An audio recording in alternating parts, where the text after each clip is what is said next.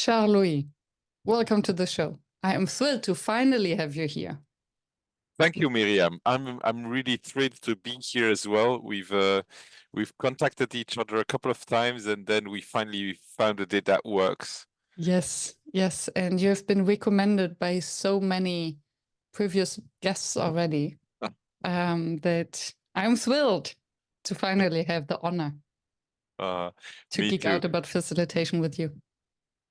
Thank you. I'm really curious about what we're going to talk about today. I mean, Me too. topic. Me too. I'm curious where we will land. We have a few pointers. Yeah. And let's just dive right in. I always start with the same question. When did you start calling yourself a facilitator? And I assume you do. I think it's when I heard others call me that. Yeah, it's a funny story because I mean I grew up with a computer keyboard in my hand, so I did some software programming and stuff like that. Then I discovered the realm of extreme programming and Scrum mastering and all these things that end with ing, like also agile coaching. And at some point, I stumbled into a book called Agile Retrospectives, Making Good Teams Great by Esther Darby and Deanna Larson. And it actually dissected the way that retrospectives could be, I'll say, conducted at that point, because I didn't really understand the word facilitation at that point. And by trying it out, I discovered that there's a whole realm of stuff that one can do. And fast forwards a couple of years later, and then suddenly people called me facilitator, and I'm like, oh, what's that? And Google facilitator. Exactly. Yeah. And it's interesting that you mentioned that. Just now I sent out an email to my podcast guests because I've been dreaming of publishing a book called What We Talk About When We Talk About Facilitation. And so I'm curious, what do you mean nowadays when you say facilitation? And why did these people put the label on you for doing what exactly? So it might be a bit of a strange thing, because it's like whenever you start to name something, it puts a label and people start to understand something about it. And the whole point about facilitation is, in my view, is to be invisible. And so once we start naming it, it becomes not invisible. And people start focusing on it, but they should not focus on that. They should focus on doing the work. Yeah. And so, what I talk about is, I mean, and sometimes clients ask me, hey, what's your agenda for this session? How are you going to do this? And I'm like, hey, if we could just, focus on what's the outcome, you're probably very experienced at your work and at getting the right people together and so on. So I will let you focus on that. And I will construct is maybe not the right word. I will whip out a kind of agenda, program, whatever, that will change as soon as we start it anyway. And what I do want is that we have sync points where we can discuss, and basically at every break, when all the others go for coffee or whatever, we sync and we say, okay, what happens next? Yeah. And so if I understand you correctly, you wouldn't share your agenda with the client because it changes anyway, or you don't share it because you don't want them to take ownership and to start co-designing it, or maybe dominating it? So, I'll start with I don't know why. To me, there's this. So maybe it is about this co-designing. What I would like with what I do with my client and my partners is that we build together towards an outcome. And so what I what we talk about when we're together in the preparation session is like, okay, you know, what's the whole picture of the setting? What's your, I would say, objective? What is it that you want to try to achieve? Who do you need to get to that? Mhm. And how do you see that happening? And what are maybe some blind spots? Of course, this is a strange question to ask whenever you ask about blind spots, because, you know, You don't obviously see it. you don't see them. But it's like I try to kind of find the whole terrain, the Mhm. playground, if I can Yeah. say so. And then usually, okay, maybe rewind a little bit. People get in touch with me because they've heard about me, so word of mouth. Mhm. So that's maybe an advantage where I don't have to sell myself. You know, I don't have to explain how I work, um, because they've heard from others that when we work together, we get to a certain goal. And I loved it. A couple of months ago, I was in a conversation with a client of mine who suggested me to some of his colleagues. And so we were discussing this whole playground thing. And then the person, so who's the IT director, told his colleagues, "Hey, by the way, this whole discussion that you're having with Charles-Louis will give some directions, but be aware that we might not end up where you wanted to. However, it will be much more relevant what we do Mm. together." Yeah. And isn't it because the moment you discuss with the client, they only have their own perspective, but then what makes a workshop or Work. valuable or why they call you in the first place is because of the people dynamics. So because Yes. it is a constant change that you cannot predict. Yeah. And I love what you said that you get recommended and clients reach out to you because of the work you have done for others in the past. Mm. And over the past month, maybe year, I've thinking a lot about our facilitation signatures. What is it that makes us unique? And for me, this is part of a signature where this is how you do things. And I'm sure that it would translate in many other things as you do them.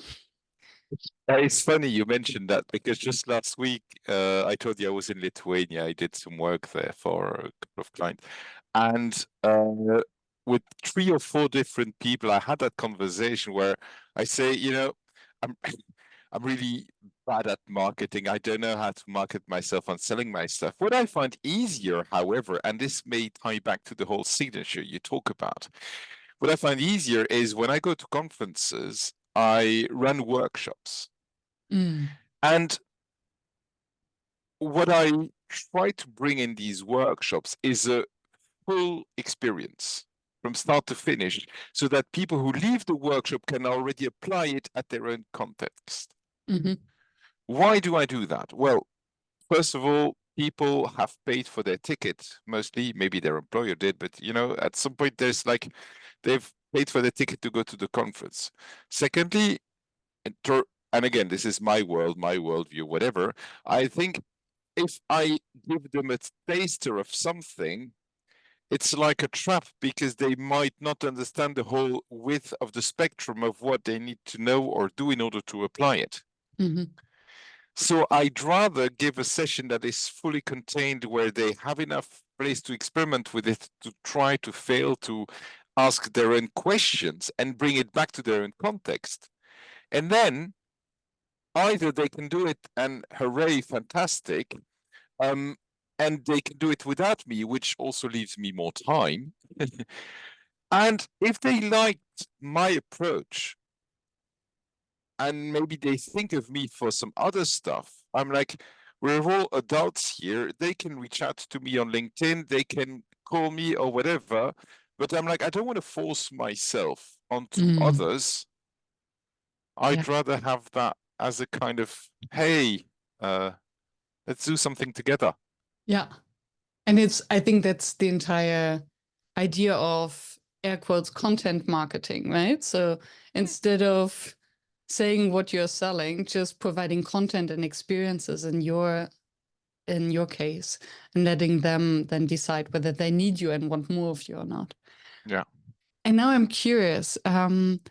So when you work with clients, do you have an agenda for yourself that you ditch, or is it just something that you don't share with them?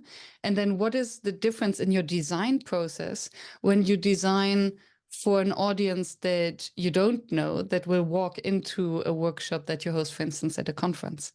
Mm.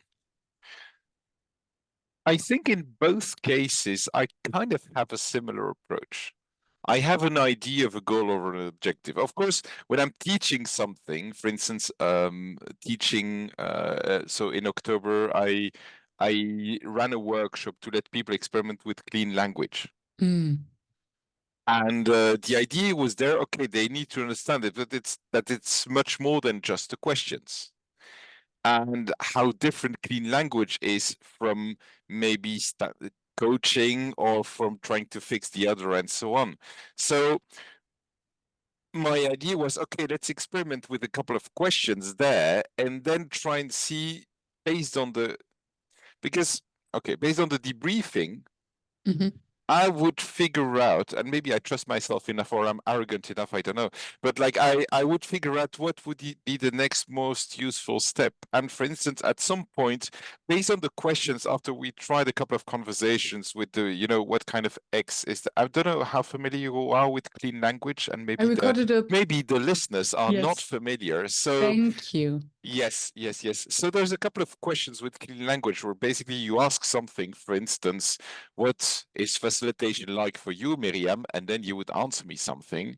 And then I would pick a word from what you're saying. And then I would ask you, hey, what kind of X is that X? Mm-hmm. And X being the word that you use. And then is there anything else about that X? So these are two, I would say I call them the Pareto questions, because with these two questions, you can do most of the work. So I let the group experiment with these two questions. And then based on the feedback that I heard during the debriefing, I realized that many people were going into the realm of coaching and individual coaching and so on. And I wanted them also to realize that it can be used for much more than that. Mm. So the next activity I called out of my magic hat was, hey, how different is clean language from any other things that we experiment with? And then I sent people into groups and then they had to discuss together. And so based on that, I built upon knowing that I had, I think it was an hour and a half to close off the session, but I wanted to make sure that people had one experience. Based on the feedback, I added another exercise. Then we did another round of experimentation with the clean questions, and then a wrap up with potential other questions to make sure that people could use it Yeah. afterwards. Yeah. And what I hear, and I wonder whether, and maybe I'm just I'm just seeking to validate my own approach to facilitation. But what I hear is that your strongest facilitation tool is the question. Mm-hmm. And then based on the question, things happen with a group.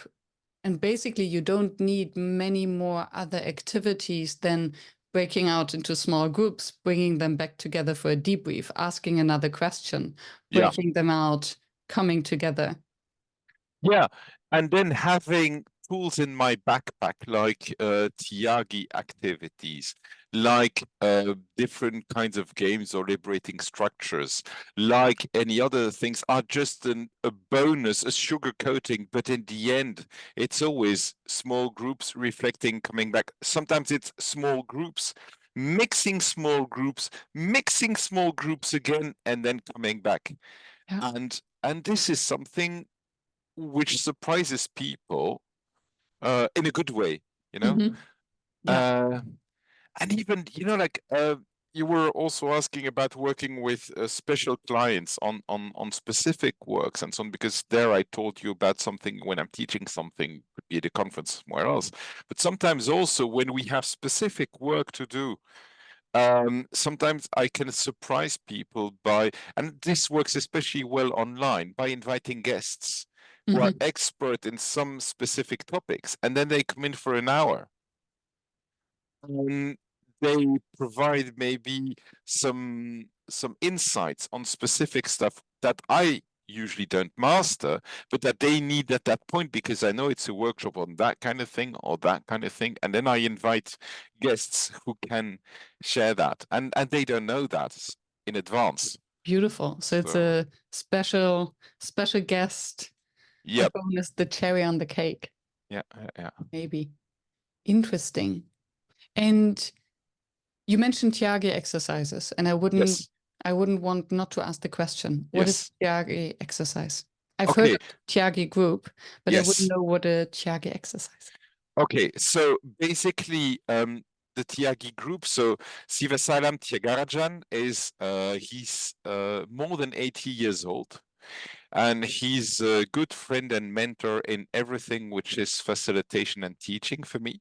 And a Tyagi exercise is, I think if the correct label is a Tyagi frame game, which is an activity that you can tweak and use and apply into different contexts.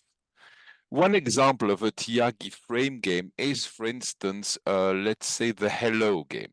Mm-hmm. I don't know if you're familiar with the Hello game, but if you're not, and maybe the audience is not, so the Hello game is basically a way that you can get a huge group of people to align on something very quickly. You gather a group, you split them into 4 groups, and every group has their own question. For instance, what do you expect from today workshop? A second one, what criticism do you have on the methods that we're applying, or something like that? So like you have 4 different questions. But the idea is that you tell the people before they're split into 4 groups that they'll need to interview every single person in the room. Mm. Step 1, 3 minutes in your own group. Find a strategy to get answers from everyone in the room. 3 minutes. Step 2, 3 minutes. Run around in the room and try to gather answers from everyone in the room. This is usually chaos, but a very structured chaos, and it's something which is amazing to witness. Step 3, come back to your own group. Again, 3 minutes to put all the answers together. And then step 4, every group has 1 minute to kind of present their summary to everyone else. And of course, with that summary starts the whole meat of the game, because this is where we start playing with content. Mm-hmm. And in 15 minutes, you can have 80 people align on many different things. I am fascinated.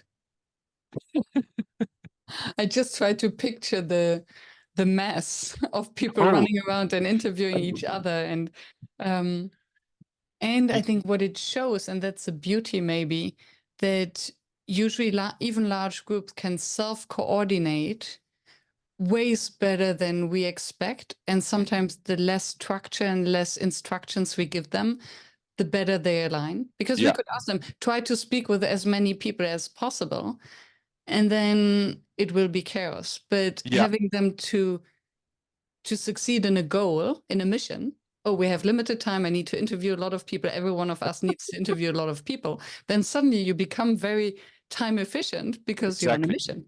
Oh yeah. Yeah, and I think this putting people on a mission is a key differentiator perhaps in this whole facilitation thing, because you told earlier about having a question and then small groups and so on, and maybe to random passers-by, yes, it's small groups, right? Oh, we're in breakout groups again. And I can totally get that, but I think you nailed it when you said about putting people on a mission, and I think this is what I try to achieve in my workshops. Yeah. I gave them one instruction, one mission. You have 5 minutes to do this. Figure it out. Yeah.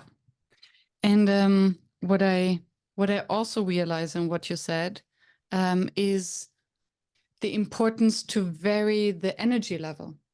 Because if we just ask a question, put people into breakout and come back to debrief, back into a question, it's always the same kind of constant energy. Yeah. Which might be exciting in the beginning. At some point, it just gets draining. Yeah. So with this mission, some time pressure, some standing up, doing something, you really vary the energy level in the space, Oh, which yes. can also be done online. Yeah. Um, And also something that I discovered, especially with this one question, one mission. So last week I was teaching at Vinted in Vilnius. And it's a facilitation learning track. We also do some public ones with Francis Lalaman, who is also on this show, and it's called Kishotenketsu. But we were all about this whole one instruction at a time because it gives focus and it gives a mission. And the people in the room were like, a bit like, yeah, but what happens next? So why should we do this? What's the overall goal? Tell me what happens next. And it's hard not to answer these questions as a facilitator. But also, if I reveal too much, then the thing is, we might lose some creativity. mhm. And it's like something. It's something also when I ask a question. Usually, when I ask for confirmation, where people know what to be done, I ask, is it vague enough? I love that. Yeah. And again, I find it fascinating how it's just part of the way how we do things, and some feel more comfortable with this ambiguity than others, Mm, facilitators and participants. A colleague of mine, Thomas Lanthaler, also right. on the show, he loves to play with ambiguity, and he always gives not enough information about the Mm, next thing, the instructions. And participants love and hate it at the same time. yeah, And this just gives this extra energy, this extra curiosity, maybe a little bit of, uh, uncomfortable. yeah, yeah, Yeah. discomfort. That then, if you can channel it in the right direction, brings the extra spark and energy. That's the thing. That's the thing, because discomfort, one of the people in that training last week also mentioned this discomfort actually also created more trust and in the group. Yes. Yes. If I think there's a condition. So the discomfort creates trust in the group. If, as a facilitator, you can hold that space. And I think Yes. that's a real art then. As Yeah. you said in the very beginning, the facilitator is supposed to be invisible and still hold the space very Yes. strongly. Yeah. So, because otherwise, if the participants don't trust that you understand that you know what comes next Yes. and that you have an idea of the process, if they don't trust you on that, then it will be full Yeah. chaos. Yeah, yeah. And the beautiful thing, coming back to what happened last week, so like it was on 2 days on site, and on the first day there was this discomfort. Oh, what happens next? What happens next? On the second day, they had to themselves facilitate a couple of exercises, and then they realized also how the group sometimes needed more guidance, but they had to say, kind of, hey, trust us, trust the process, and it's really beautiful to see this whole group come to peace with that level of discomfort and trusting the facilitators to take care of them or of the space. I love that. And I wonder whether it also creates a very different group dynamic because in every group, subgroup, you always have the one who says, yes, but the instructions were the following. And the other one who says, yeah, but it doesn't make sense. Let's delve into it and see what happens, right? And Yeah, then you have this kind of conversation where suddenly the group spends more time discussing about the instructions than doing the exercise. yeah, If deliberately you choose to have very little instructions, suddenly the group has to trust itself and find it out themselves and just do something so that they get to the doing much faster. I love it. Yeah. I haven't thought of that before, but that's what came up when I listened to you. Yeah, me neither. And I think you're onto something. It's yeah, it's just enough so that they have to do something anyway. Is it the right understanding or not? Who Who cares? cares? But let's just do something. And I think you talked also about the whole some people also being aware of times, but a vague enough instruction and a short time box allows to iterate and loop. Yes. Yes. Yeah. Failing forward. And sometimes then things come up because the different understanding. Yeah. On the air quotes misunderstanding. And then suddenly you discuss about something that wasn't on the menu or on the agenda, but which was exactly the thing that had to be discussed at this point in time. Yeah, and on that point, I have a story that I'm gonna share, which is a bit funny and not funny at the same time. So last year I was facilitating another cohort for a client of mine where we had also some online sessions. And in the morning, so in my calendar, the session was in the afternoon, and in the morning, I had to drive my father-in-law to the airport at some point. And so at 5 to 9, I start receiving messages by the group saying, "Hey, will you send us the Zoom link for today's session?" And I'm like, "Yeah, you'll get it, but we meet in the afternoon, right?" And the other said, "No, my calendar says we meet in 3 minutes, so like it's going to be at 9 a.m." And I was supposed to drive my father-in-law at 9:30. So like, Oops. oh, oops, yeah, exactly, oops. What happens then? So basically, I said, okay, I'll just open up a Zoom room and then we'll see what happens. I mean, I had a plan, as we discussed. I had a couple of ideas what they could do. We were going to talk anyway about some myths around learning and facilitation. So I had some text and articles that they could read. And so I said, hey, this is the situation. Okay, in a couple of minutes, I'll be gone. Talking about invisible facilitator, right? So in a couple of minutes, I'll be gone, but I would like you to do some work because some people were already saying we can reschedule. I'm like, I'm not rescheduling. I mean, there's one of me and there's 12 of you, trying to find something that works for everyone. And we were nearing the end of the cohort, so that made no sense. So then I said, hey, you'll have 3 groups. Group 1 will work on this, group 2 will work on that, and group 3 will work on that. And basically, I'll be gone roughly for an hour. So I'll ask you so who's going to be the kind of main facilitator? Somebody said, okay, I'm going to organize breakouts and so on. Okay.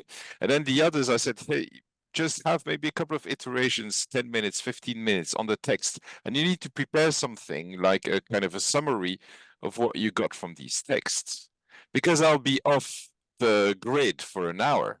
Yeah. I, And you put them on a mission.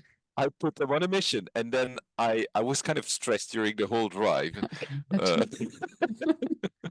Then I came back, and then that was really interesting because one group had a kind of a presentation, another one had called in ChatGPT to make a slide deck out of it. But then in the debriefing, I said, hey, basically ChatGPT hasn't understood the text because it's putting some really wrong stuff in there.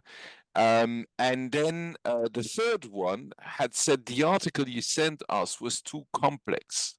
So we don't have anything. And I'm like, hey, this is great. This is I mean, because basically then we started working on the whole purpose of iterations, on the purpose of facilitation, how you hold the space and so on. So I said, okay, when did you realize that text was too complex? Well, we realized as soon as we started diving into that. And so like I was, hey, when you came back after the first iteration, what did you discuss with the facilitator? Like, did you discuss maybe some alternate options? Maybe instead of doing the whole text, doing one chapter, one specific. Ah, no, we didn't. And so again, this was actually a great opportunity to talk about this whole holding the space and iterating and adapting. Yeah, the role of the facilitator, the how learning happens. Yeah, the entire meta level. Yeah. Interesting.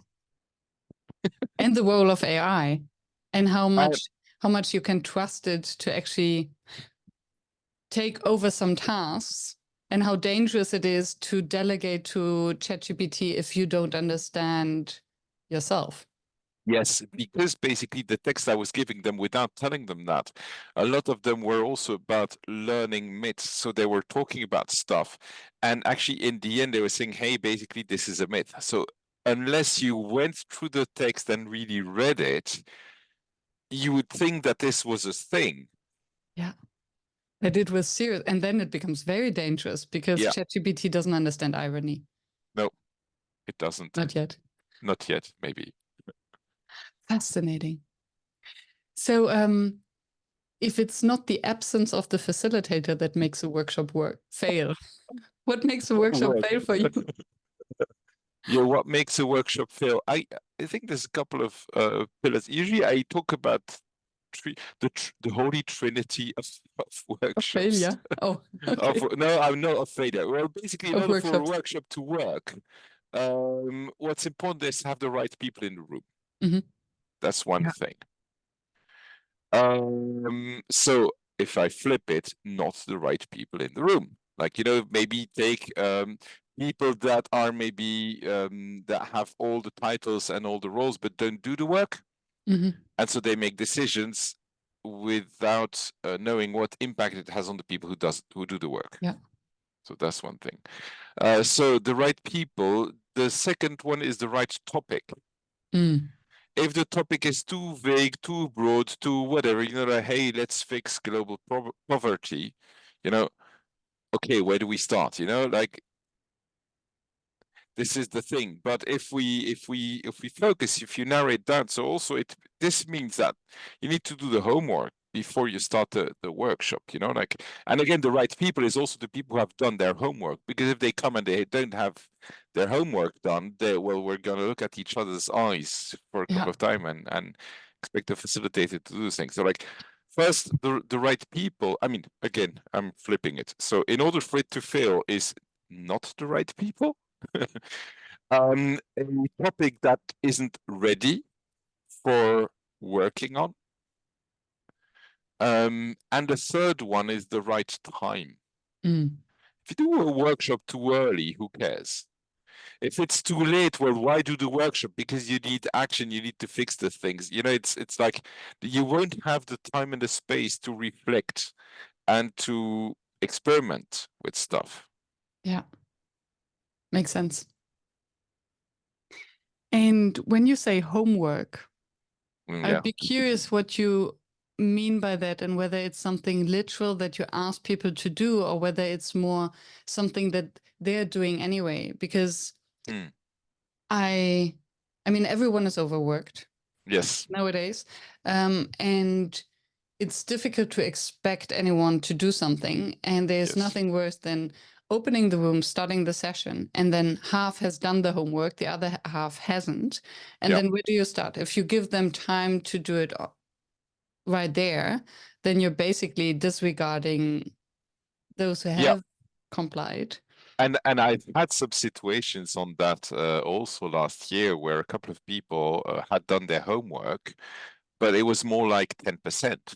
And then they had to prepare something based on their homework. And those who had done their work said, what we had just there, for me, was so I don't recall exactly what they said, but they were actually very sad because the conversations could have been much more interesting had the others also done their homework. Yeah. Yeah. And so they saw the catastrophe of not having done the homework. Yeah. So how would you now deal with the situation? So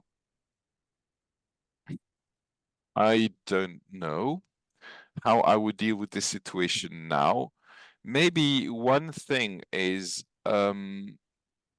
if it's a one-shot workshop, it's not like I have many options to say, hey, no problem, but I hope that next time you'll do the homework, right? Yeah. So what I do now is like I could say, hey, in groups, figure out what were the 5 most important ideas. And maybe if people haven't done it, hey, you'll have to be with the groups anyway. Because so I tell people to do it and to check some things in advance. And as you say, people are overworked anyway. So I kind of assume that not everyone will have done it.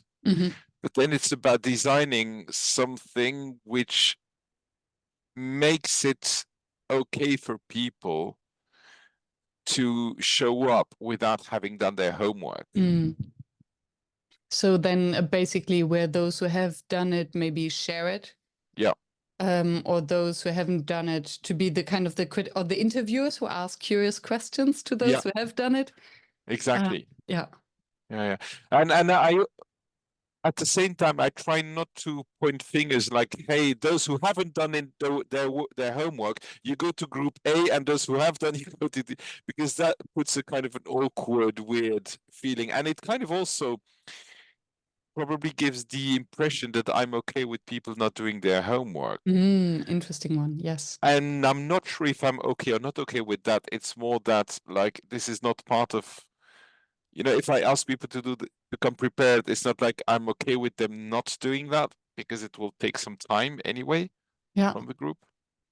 And I think also you being okay or not okay sounds like you being the judge. Yeah. And this kind of contradicts to your vision of who the facilitator is as this Exactly. invisible force. You're not the teacher who's like, no. It's You not go in the my corner. place. It's not my place, but it's probably something. If that happens, it probably tells them something about their organization or their work or whatever. And who, as you said, who am I to judge that? Yeah. And I think it's such a sensitive dance where, of course, we have to point it out that some people didn't do their homework because we have to design and we have to deal with the situation. And still, as you said, the moment where we publicly shame them, it even if it's in a very kind or soft manner, it does something to the mood, to the dynamic, to the group. It will impact their creativity, their openness, the safe space. Yeah. So I think it's very delicate to deal with. Yeah. And another thing also, I think, and this ties into that, at some point, I kind of make sure that they know where the whole responsibility lies. Yes, I'm responsible in designing the whole workshop and in making sure that I put all my energy so that something useful comes out of that. And at the same time, when they call me for a one-off workshop or for a specific program in order to learn something or whatever, the key thing they need to know is that tomorrow I'll be gone. Yeah. One day I might even die. Who knows? I mean, yeah, that will happen someday. For sure, hopefully. Sorry. But no, it's okay. But it's like, I mean, it's your thing. Yeah. And then again, it's this, reminding them of their own responsibility. And this is now something that came up a couple of times in our conversation, is trusting them that they can deal with little instructions, trusting them that they will self-organize once you put them on their mission. Yeah. Trusting them that they will pick up the threads once you left, and trusting them that they know that doing the homework is important. Mm. Yeah. Yeah. It ties back into this whole invisible facilitator thing. And also, well, I heard you say that back to me. It's like treating them as adults. Yeah. Like, hey, we're all responsible folks here. We probably have a family or parents to take care of and whatever. We have bought a house. We have, we manage our lives. So why would I kind of tell you, hey, put this post-it exactly here? No, not there. It's like, interesting. This reminds me also of the episode I recorded about clean language, where you don't tell them where to put the sticky note, because whether it's on the right or the left or the up and the down can have an impact on the conversation and the dynamic. Exactly. So I think it's also what you said, that clean language is more than just asking questions. It's almost an entire mindset and attitude towards the group and facilitation. Yeah. And I remember from our exploration call that you have facilitated around the globe. Yes. So traveled a lot, working with lots of cultures. Can you apply the same mindset or the same way of doing in any culture? Because I And I'm thinking of cultures where you have more of a hierarchy, more of a the need for instructions and leadership and order. Mm. Okay. So I'm gonna start again with my favorite answer. I don't know. Uh, Your what experience. I do know is like I've worked with Francis Laleman also in with some NGOs in East and Southeast Asia, and from what I know from East and Southeast Asia is it's not Europe, right? Ta-da! So, and also, for instance, that was last year. I ran some cohorts on facilitation and like how to do effective facilitation. It was online, but with a group of feminists of the Philippines Mm. who started at the early days of lockdown as a support group for people who stayed at home and who basically they call them a support group for survivors of gender-based violence. Because you stay at home Yeah. and this violence happens and so on. And over the months and years, they had also expanded to be a whole thing about the gender spectrum, diversity, sexuality and reproductive health, and the whole concept also of pleasure for women. And pleasure basically also for all the genders, but it's like owning up all that. So like topics that are kind of very, very sensitive. Yeah. And basically I arrived there. I mean, it was online, so but I arrived there and I had these 6 women and I was like, hey, so first of all, you might not have noticed, but I'm like this white middle-aged man. And I'm not from the Philippines. I don't know what it is to be a woman. You know, there's so many things that I don't know. And I want to make sure that this doesn't become some kind of colonialist white middle-aged men telling you whatever you need to do and whatever you need to know.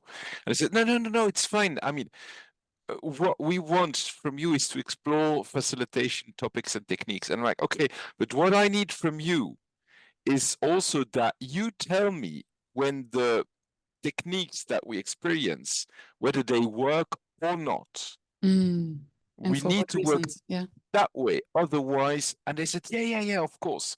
So I'm not sure this answers your question. Maybe it's more like about finding a way to work together.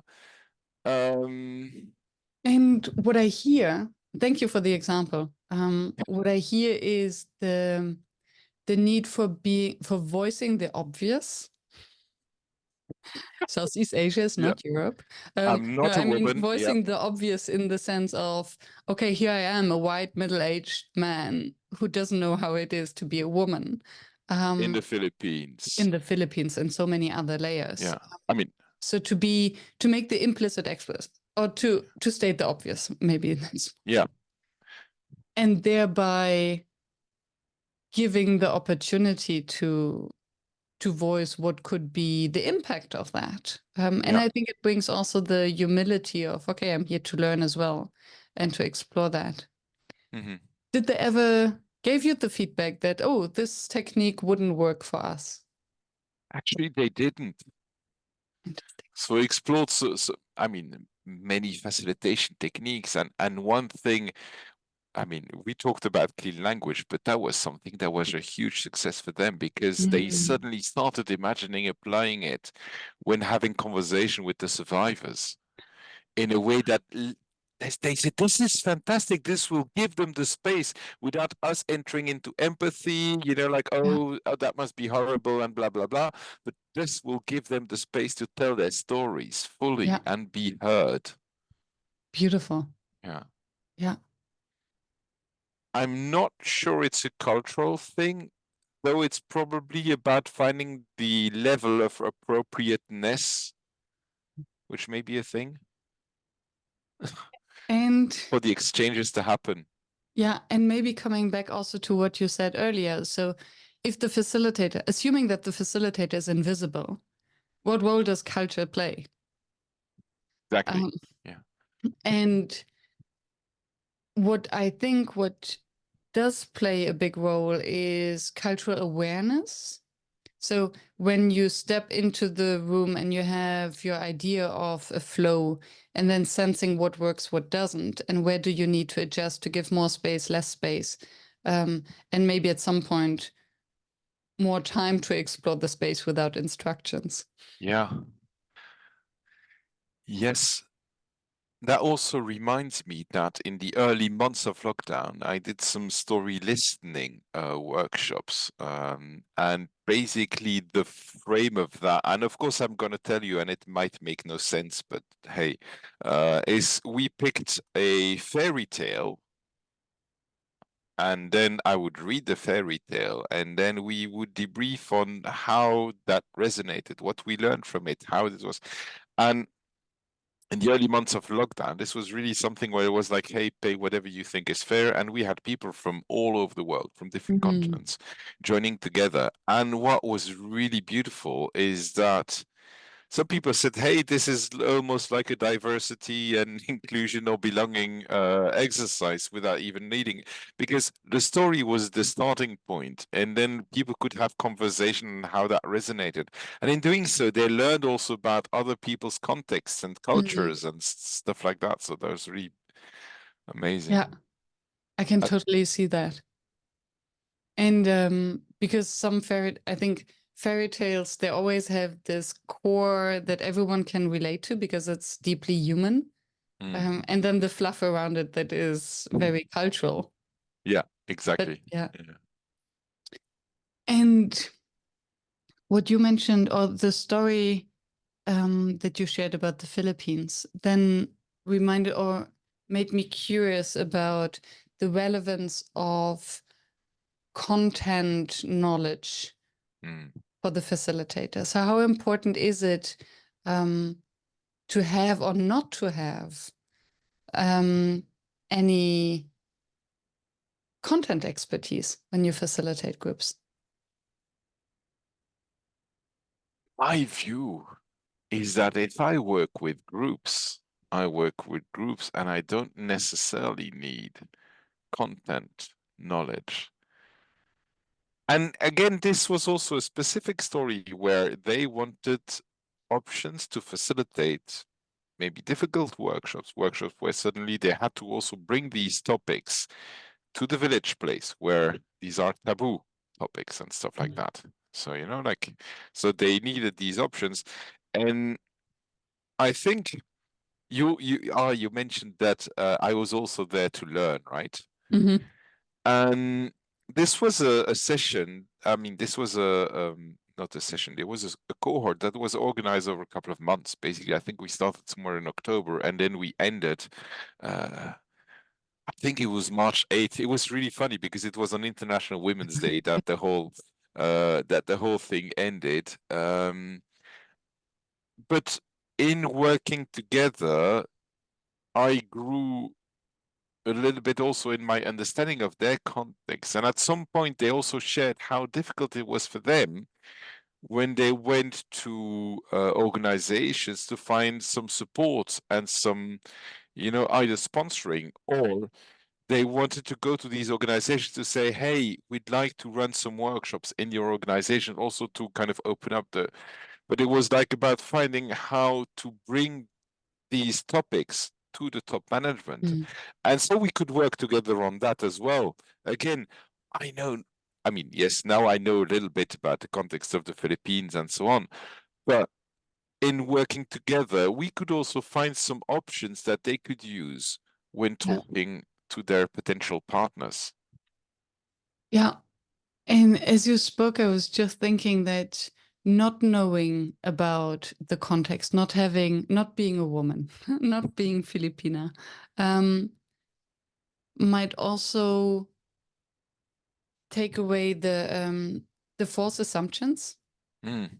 because sometimes it's so easy to think that we can relate, but actually we Yes. cannot. Oh yes, I know how this feels. No, I don't.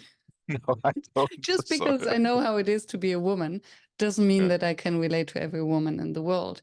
And I was maybe a weird example, but I'm thinking back of experiences of women going to the gynecologist. So, and many women would say that they prefer to go to a male doctor because they're much more gentle Yeah. and ask many more questions because they cannot relate. Yes, yeah. I mean, my wife says the same thing.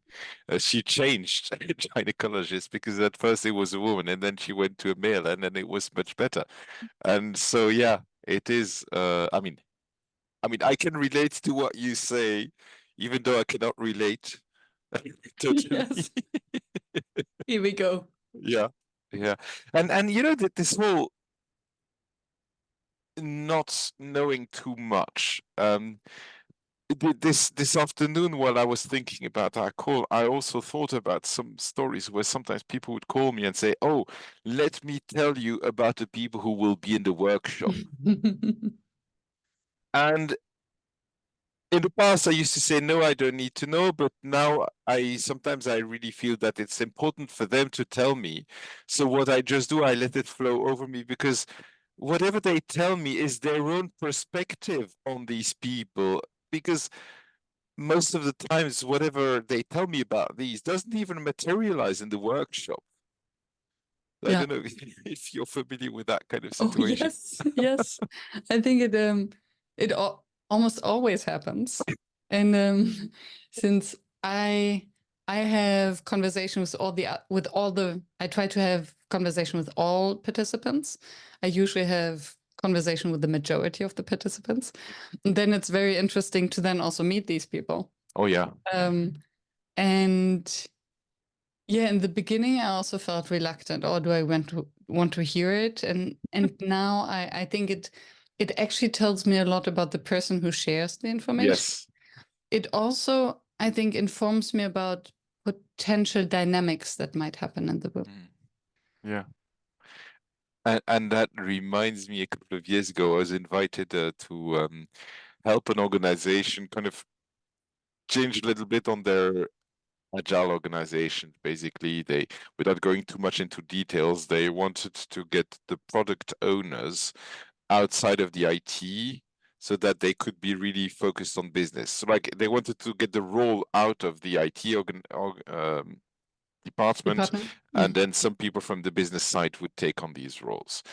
And because of that work, which would gonna take a couple of days, months, weeks, they said that they had imagined that I would have interviews with people. I said, yeah.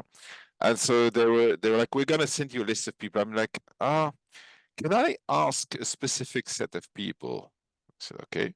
So I said, I would like to speak to the people who are always complaining, always against everything, the ones who are really the rebels and the people who, you know, the ones that always are like the pain in the back. And I'm like, okay. And then please also invite the people who would otherwise be offended that they are not invited. Because I told them there's no point in inviting and talking with the ones who always say yes to whatever happens. Because they're not going to say no this time, I guess. But I'd rather talk to the ones who are kind of reluctant, who might not necessarily move. So, like, to understand their perspective. And yes, I can see the beauty in it because, first of all, you get all the arguments that you need to find an answer to. And very often, in my experience, correct me if you have a different one, those who are the naysayers, who are the complainers, they are complaining and saying no because they don't feel heard. Because they care. Yes, they care and they don't feel heard. Yeah. And they're usually, yes, they are the ones that are a pain in the butt. Yes. But since you come in and you have a fresh mind, you don't know them, you don't judge them. It's the first time you're hearing their stories, so you will listen and take them seriously. And then they feel great, and they might actually be your change makers, I need change them. agents inside. I need them. And so also because they don't feel heard, and this time imagine that there's this guy who comes in and first thing he does, he has a meeting with them. Yeah. Yes. And then it reminds me, I had an interview with someone, I don't remember their name, about with whom having interviews in an organizational change process. Mhm. And leadership, leadership training. Okay. And he would say he includes only the A people, the A players in Okay. the training, because these are the ones that would actually drive change and outperform. And the B players are usually those that they checked out already, and they're the naysayers. And then it's actually, and they would only, this was an interesting point. He said that the B players in an organization, when you ask them for what are the problems in the organization, they would always point at people and what's not working in order to explain why they are not top performers. Why the A players point at the things that structurally don't work and at the real pain points, because they're willing to go the extra mile. That's interesting. And I found this perspective very intriguing, actually. Yeah. For thoughts. Not saying that the naysayers and the complainers are always the B players, but I think there is some food for thought in there. Yeah. You have been facilitating for long and seen many things. What remains your number one facilitation challenge? Number one facilitation challenge. Oh, I think I have an answer to that. You seem surprised. Yes, because I had to think about it for a while. I would say my number one facilitation challenge is to invite the stakeholders in the room. Because sometimes I'm invited to do a workshop for them, you know? But the person who calls me then is not in the room. No, I don't want to influence them. So there's that thing. And if that's not the case, and the B side of that record is being asked to do something on behalf of the stakeholder who doesn't have time for me. Ooh. How do you deal with that? Well, very awkwardly.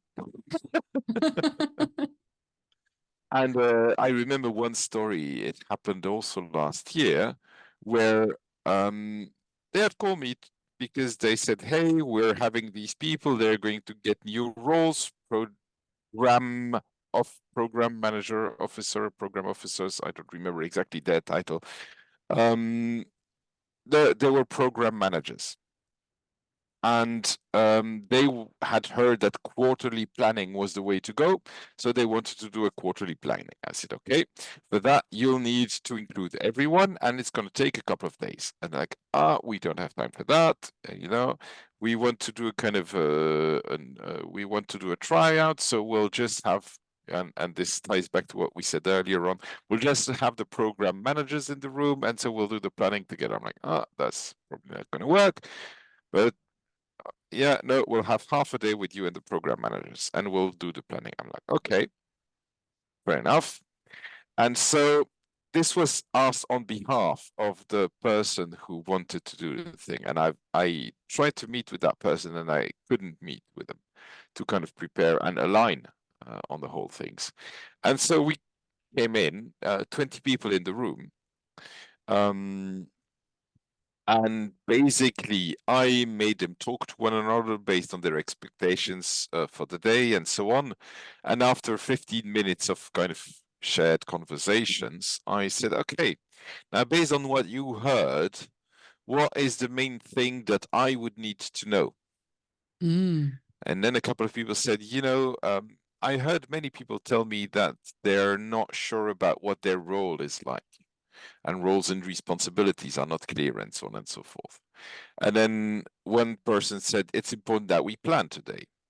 So yeah, the director was in the room and that on that thing.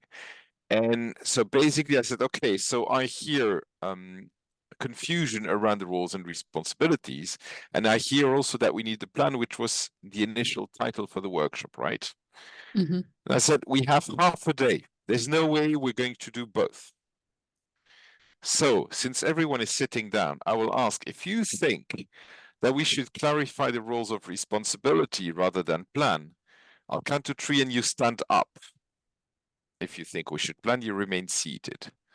I counted to 3. And then 80% of the 20 people, that means 16 if I'm not mistaken, stood up. The IT director remained seated.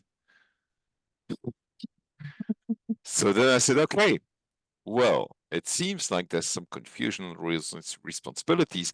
I'll have a short break and then we'll focus on that. So I threw away all the rest of what I had planned.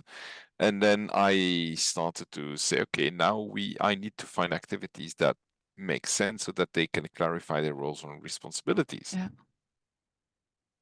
Fascinating. How did your hiring client react? He If they were told in me, the room. yeah. So like he told me it was a waste of time. The interesting thing is that he had invited some people from the business.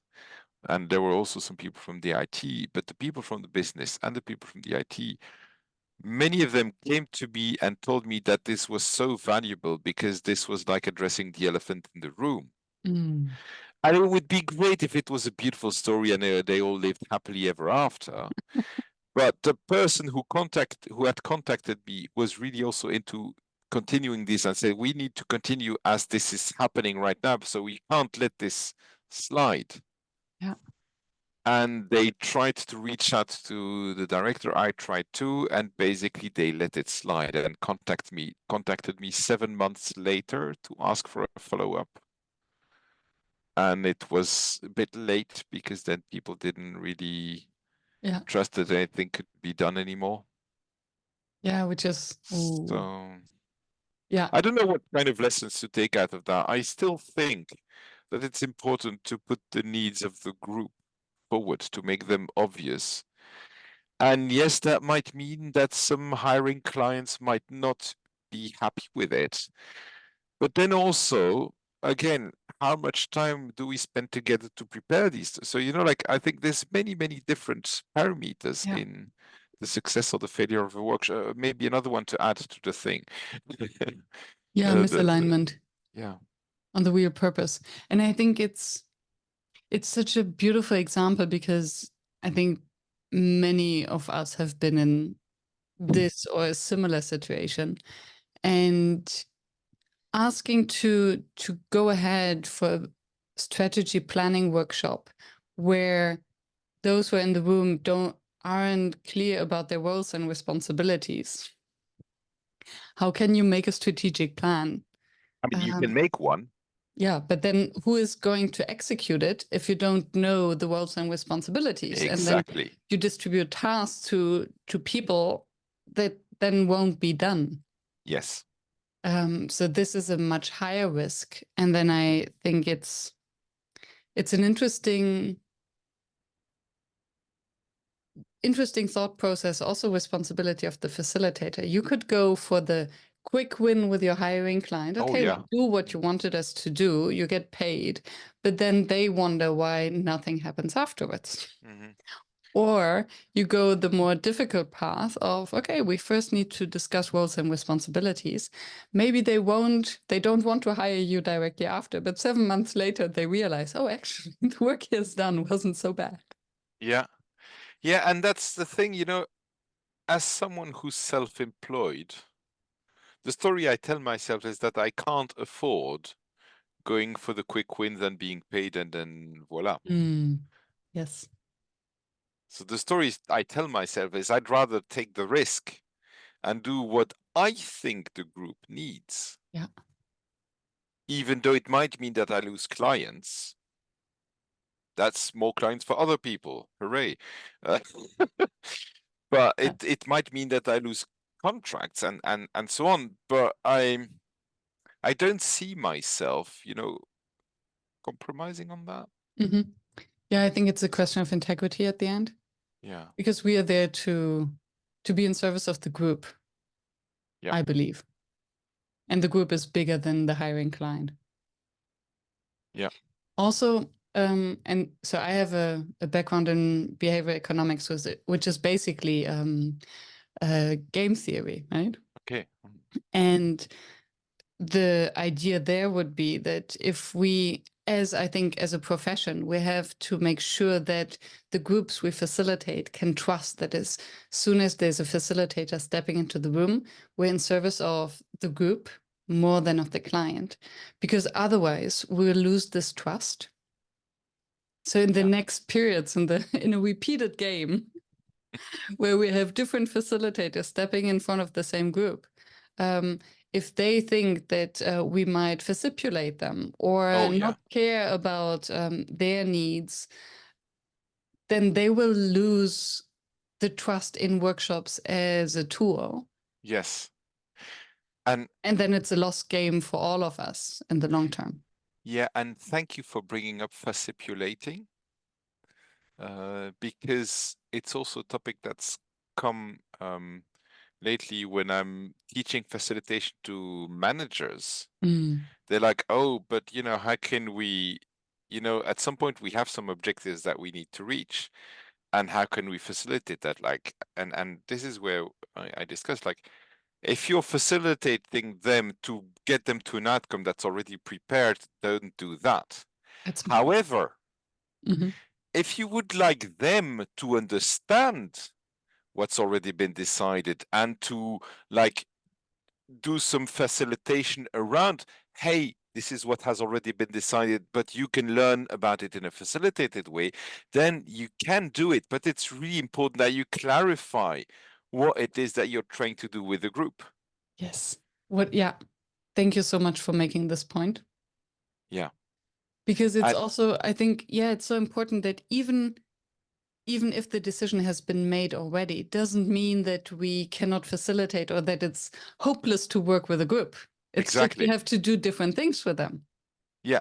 And a friend of mine, Vincent Hardet, who teaches in a nursing school in Rennes, he told me that so when he goes to the third year students, there's this whole process for blood transfusion, right? It's been codified, it's been like really well defined. But what he does is he tells his students, hey, based on what you already know from your work and everything, try and come up with a process for blood transfusion. And then they kind of compare it to the official text. And usually he says they're not that far from the official process. And this is not facilitating, this is facilitating understanding of a process that is well defined. Yes, yes. And it also shows, because if you have tried to crack the code, then you're more curious about the answer, the solution at the end. Yeah. And it also shows that, yeah, the process as it has been defined does make sense, and that the students are smart. Yeah. Yeah. Yeah. It becomes, I think it becomes a facilitated process if you're asking the questions and designing a process that will lead to a predefined outcome already. Yeah. Yeah. And that's very wrong. That's very wrong indeed. And a couple of weeks ago also I was working at this as a support person, so like a shadow facilitator for someone who's on a learning track. So basically there's this company, Fifth Floor, in Belgium, that has asked for a learning track for their facilitators. And then one of the founders said, we've worked on the purpose and the mission of our organization, and we want to share it in a facilitated way. So one of the folks who's on the track said, I'm going to do it. And we discussed that I would be there as a shadow, But the really interesting thing is that was also a process where they said, hey, basically, this is what we came up with.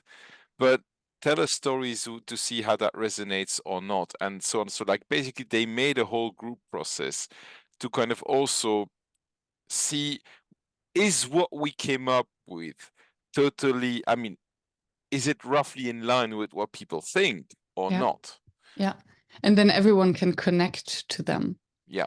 And I think I had a few conversations recently about the difference between facilitation and manipulation, where I think that facilitators are manipulators. Yes.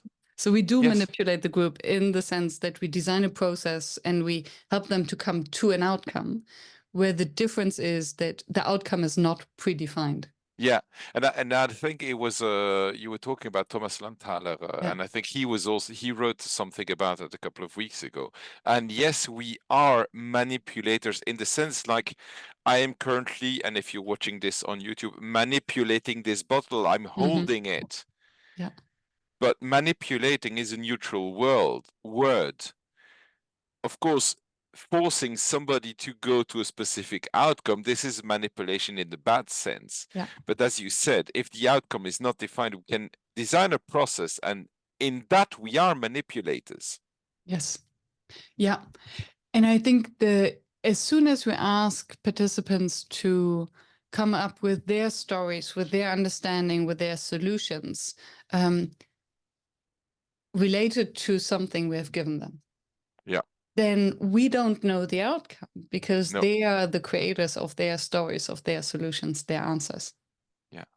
But then asking them, having the guiding principles of the organization already defined, putting them in a cupboard, and then asking the group, okay, you in a workshop, you come up with the guiding principles, and at the end, ta-da!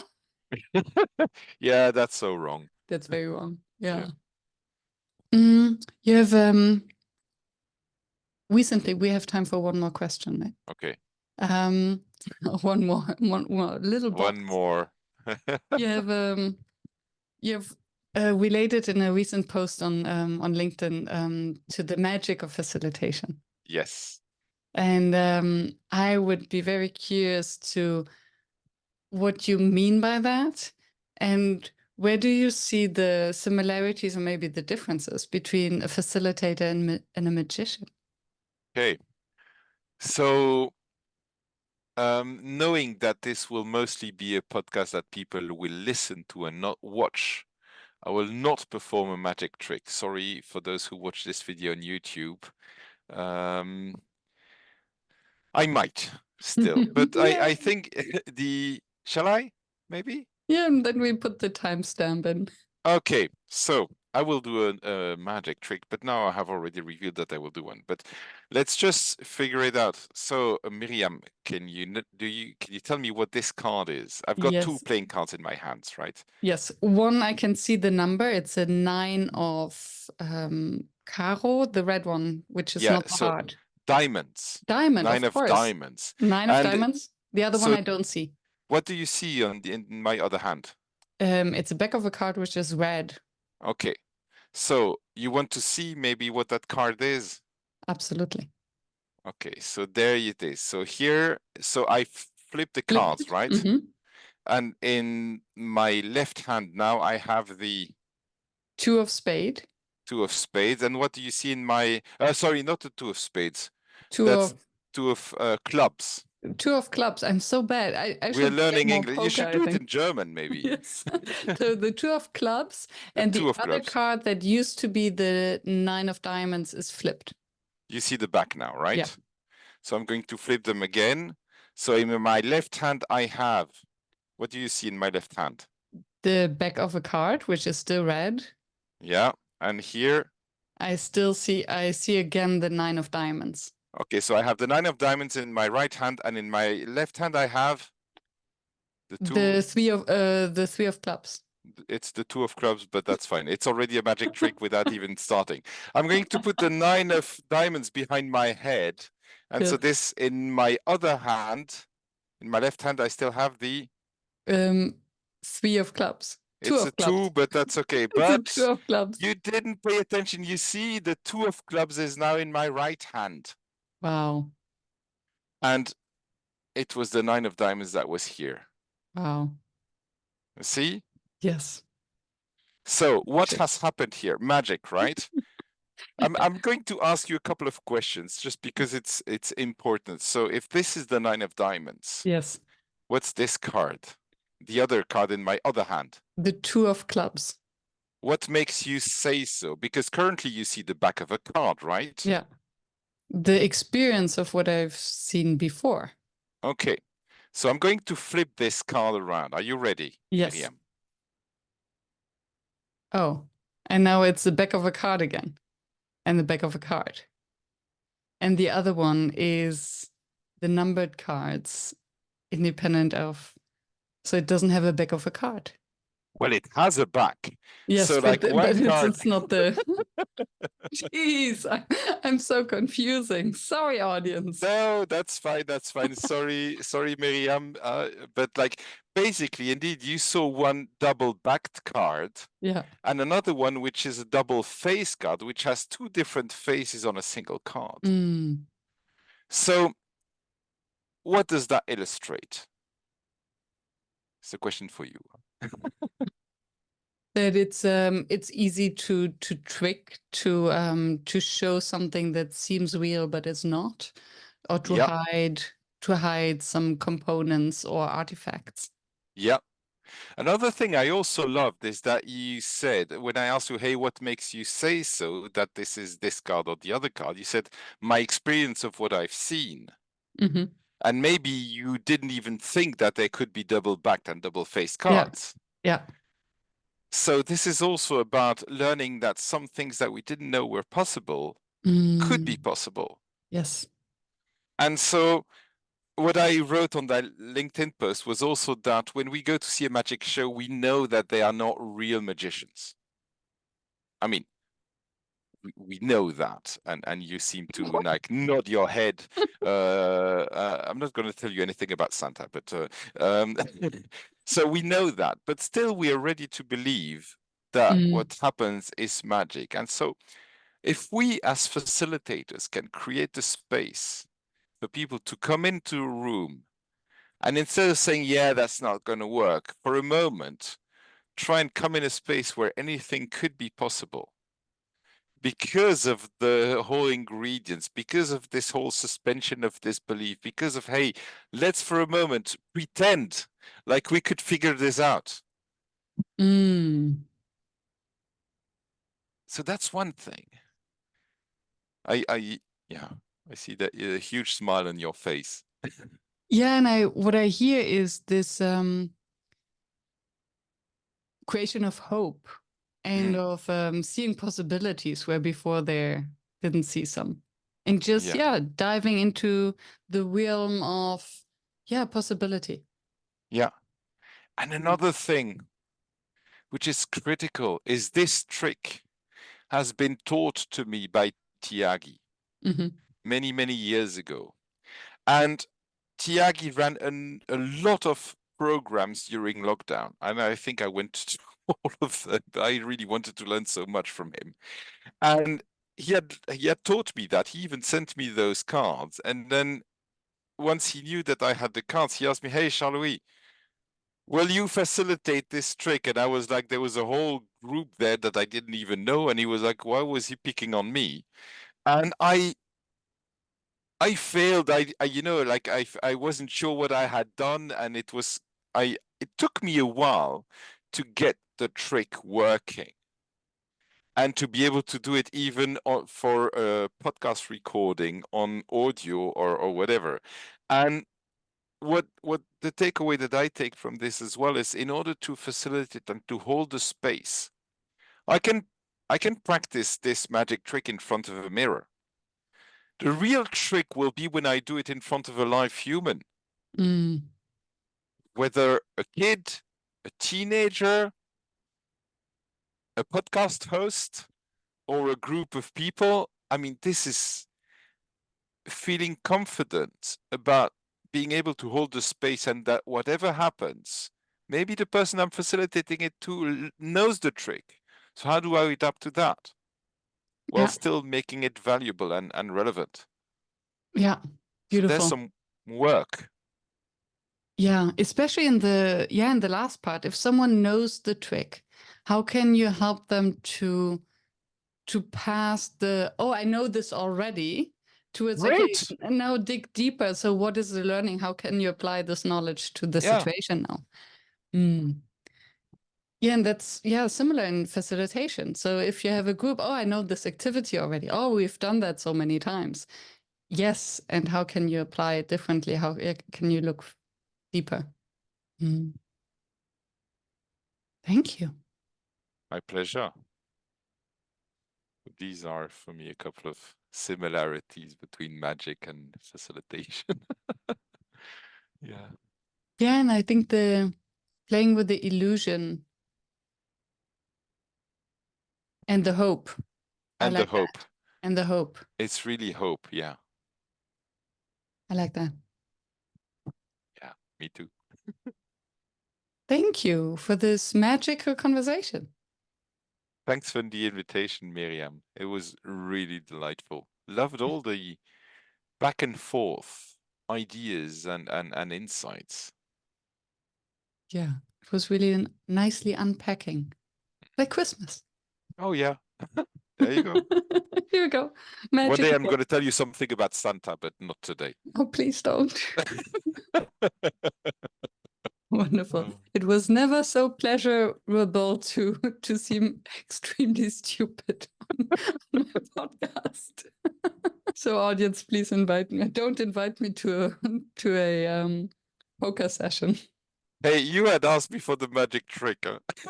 Yes, and I don't regret it. I think it No. was very interesting, and I will put the timestamp in the show notes so that everyone can check out the YouTube recording. Oh, yeah. Great. Beautiful. And I will put your contact details in the show notes for anyone to reach out to you. Thank you. Thank you so Thank you. much. Dum, da, da, dum.